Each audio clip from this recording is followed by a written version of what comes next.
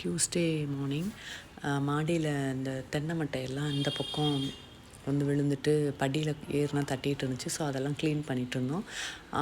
நேற்று ஒரு ஸ்பெஷல் டேவும் கூட என்னென்னா ஷீரோட பர்த்டே. ஸோ அதனால் அபி வந்து அவனுக்கு பிடிச்ச ஸ்நாக்ஸ் எல்லாம் வாங்கிட்டு வந்தான். ஷீரோ பார்த்தோன்னே ஷீரோக்கு ஒரே குஷி தான். எல்லாத்தையும் எடுத்து கொடுன்னு சொல்லி எல்லாத்தையும் கொஞ்சம் கொஞ்சம் சாப்பிட்டுட்டு இருந்தான். அதெல்லாம் கொடுத்துட்டு அப்படியே மாடிக்கு வந்துட்டோம் படிக்கலான்னு சொல்லிட்டு கொஞ்சம் படிச்சுட்டு கீழே வந்துட்டு மாவாட்டி வச்சிருந்தேன். ஸோ அது நல்லா புளிச்சிருந்துச்சி. அதை எடுத்து ஃப்ரிட்ஜில் வச்சுட்டு நம்ம சேனல் பிடிச்சிருந்தா சப்ஸ்கிரைப் பண்ணுங்கள். ஷீரோக்கு பர்த்டே இல்லையா, ஸோ ஷீரோவை வெளில கூப்பிட்டு போகலாம் அப்படின்னு சொல்லி காரில் கூட்டிகிட்டு போனோம். அவன் எப்போயுமே காரில் நல்லா என்ஜாய் பண்ணிட்டு வருவான். டோர் ஓப்பன் பண்ண சொல்லி வேடிக்கை பார்த்துட்டே வருவான். அப்படி வந்தால் பரவாயில்ல, ஆனால் வெளியில் ஒரு நாய் மாடு எதுவுமே இருக்கக்கூடாது. எதை பார்த்தாலும் பயங்கரமாக கத்துவான். அன்றைக்கி அப்படியே நல்லா என்ஜாய் பண்ணிக்கிட்டே வந்தான். அவனை கூட்டிகிட்டு போயிட்டு அப்படியே டிஃபன் சாப்பிட்டுட்டு திரும்ப வீட்டுக்கு வந்தாச்சு. ஆனால் ஷீரோ வந்து எனக்கு தான் ஒரு சாக்லேட் கூட வாங்கி தரல.